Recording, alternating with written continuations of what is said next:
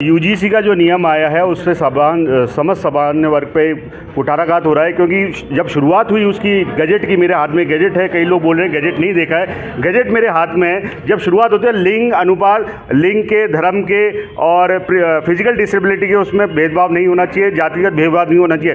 पर जब बाद में उसमें स्पेशल क्लॉज एक डाला जाता है कि ST SC OBC के खिलाफ नहीं होना चाहिए, तो आपने क्या सामान्य वर्ग को पहले से दोषी मान लिया कि सामान्य वर्ग ही करेगा भेदभाव, कोई और भेदभाव नहीं करेगा? तो ये जो है इसको एक क्लियर कंसेप्ट करना चाहिए। दूसरा, इसके अंदर एक और चीज़ डाल दी गई है कि जो शिकायत करता होगा वो शिकायत करेगा और उसके बाद वो कहेगा कि मेरे नाम गोपनीय रखा जाए, तो उसका नाम नहीं बताया जाएगा।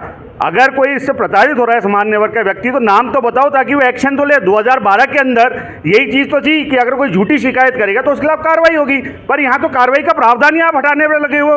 तो ये जो एक्ट है कहीं ना कहीं हम सामान्य वर्ग को जो है कहीं ना कहीं ठेस पहुँचा रहा है और हमारे जो आने वाली पीढ़ी है उसके लिए अंधकार में जाएगा, क्योंकि ब्लैकमेलिंग शुरू हो जाएगी इससे। तो इसके अंदर इसको क्लेरिफाई करा जाए कि सामान्य वर्ग की जगह जहाँ पे आपने OBC तक आ गए वहाँ पर आप सामान्य वर्ग भी डाल देते, जनरल कास्ट, बात ही खत्म हो जाती सारी। आपने वो नहीं डाला वहाँ पर, तो ये कहीं ना कहीं एक खराब नियम है और सरकार को समझना चाहिए कि हम कहीं ना कहीं हमारी भावनाएं आज हुई हैं सामान्य वर्ग की।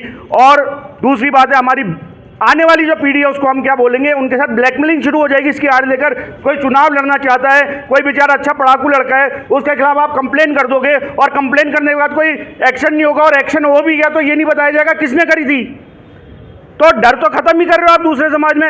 हम चाहते हैं समानता का अधिकार सबको, सब समानता से जिए, और आज के समय में मुझे लगता है कि असमानता नहीं बची है, और कोई असमानता करता है तो उसको बिल्कुल आप उसको सजा दीजिए, पर ऐसा कुठाराघात सामान्य वर्ग के साथ मत करिए। आज राष्ट्रपति को ज्ञापन दिया, किस तरह की डिमांड किया है? देखिए, राष्ट्रपति को हमने यही कहा है कि इसके अंदर इसको क्लेरिफाई करा जाए, और आगे आप जो देख रहे हैं इस पूरे मामले को लेकर सोशल मीडिया पे जिस तरह से बवाल मचा हुआ है वो आप देख रहे हैं, जिस तरह से लोग सड़कों पे आ रहे हैं। कल सिटी मजिस्ट्रेट जैसी बड़ी पोस्ट के एक बरेली के PCS ने रिज़ाइन कर दिया, ये अपने आप में बहुत बड़ी बात है।